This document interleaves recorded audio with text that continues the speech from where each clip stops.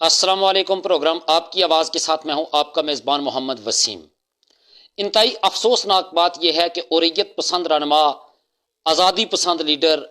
کشمیر کی پہچان، کشمیریوں کی شان محمد یاسین ملک کو ہائی کورٹ نے ان کی جو عمر قید کی سزا تھی اس کو سزائے موت میں تبدیل کرنے کے نوٹس جاری کر دیے ہیں۔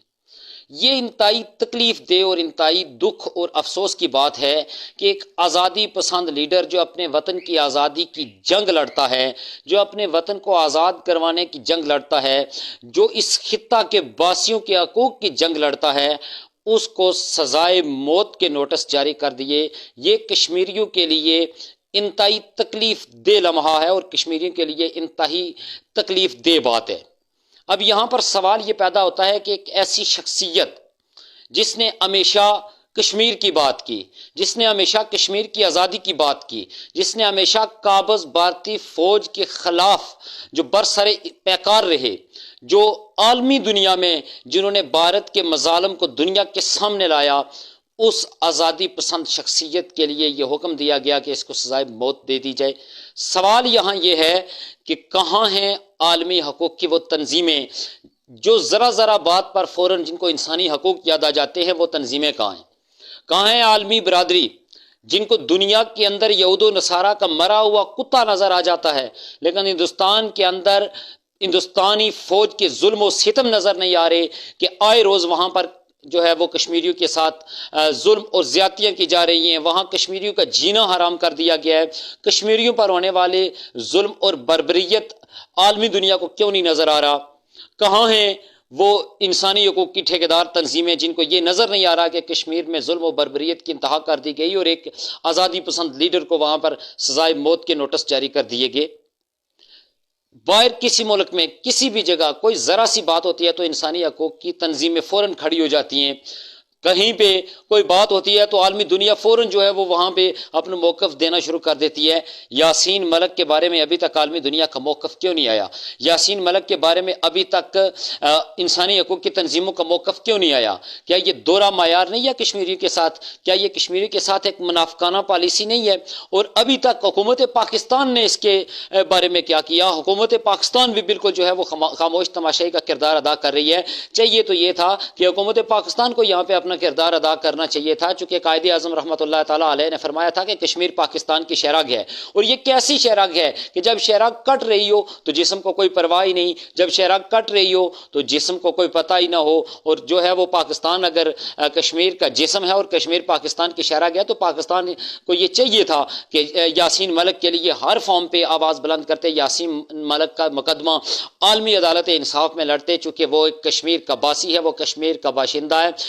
وہ ہندوستان فوج کے خلاف برسر پیکار رہا۔ اور اب میں بات کرتا ہوں کہ آزاد کشمیر کے بیس کیمپ میں بیٹھنے والے سیاستدان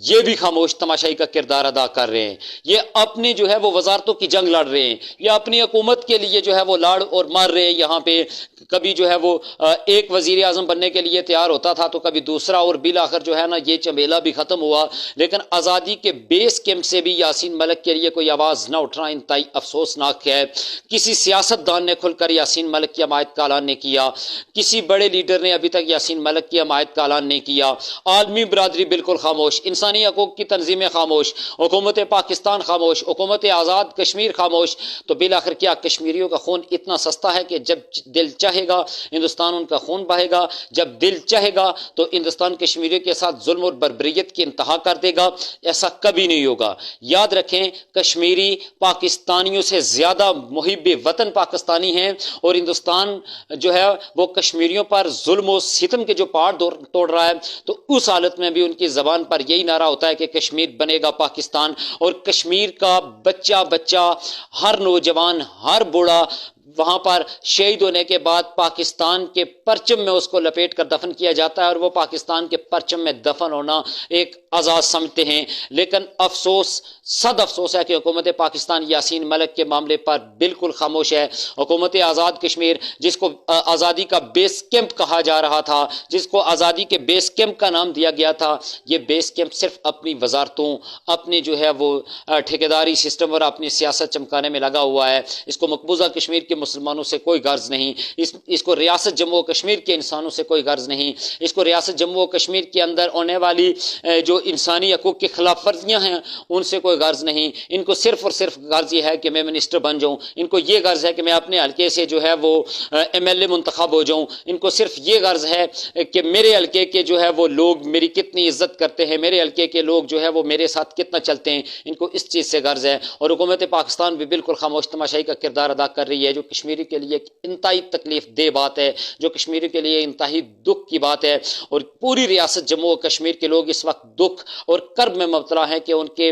एक पसंदीदा लीडर को, आज़ादी पसंद लीडर को, उरैयत रहनुमा को हिंदुस्तान ने सजाए मौत का जो नोटिस जारी किया, उनकी अदालत ने, इस पर पूरी कश्मीरी कौम इस वक्त गमज़दा है। लेकिन हमारे सियासतदान जो हैं, जो इनकी आपस की लड़ाइयाँ ख़त्म नहीं होती, हमारे सियासतदानों को इक़्तिदार की जंग ही नहीं छोड़ती, हमारे सियासतदानों को इस चीज़ की कोई परवाह नहीं है। बहरहाल आलमी बरादरी से भी ये सवाल है, इंसानी हकूक़ की तंजीमों से भी ये सवाल है, हुकूमत पाकिस्तान से भी ये सवाल है, और हुकूमत आज़ाद कश्मीर से भी ये सवाल है कि क्या कश्मीरियों का खून इतना सस्ता हो गया, क्या कश्मीरियों का खून बिल्कुल जो है वो इतना सस्ता हो गया कि उस पर कोई भी बंदा आवाज़ नहीं उठा रहा। पूरी कश्मीरी कौम यकजा होकर यासीन मलिक की आज़ादी के लिए अगर आवाज़ बुलंद करे, हुकूमत पाकिस्तान अगर अपना किरदार अदा करे, बेस कैंप में बैठे हुए हमारे ये मगरमच्छ सियासतदान अगर अपना किरदार अदा करें, अगर आलमी बरादरी इस पर अपना किरदार अदा करे, अगर इंसानी हकूक़ की तंजीमें इस पर अपना किरदार अदा करें, तो मेरे ख्याल में कश्मीर के पसंदीदा लीडर मोहम्मद यासीन मलिक को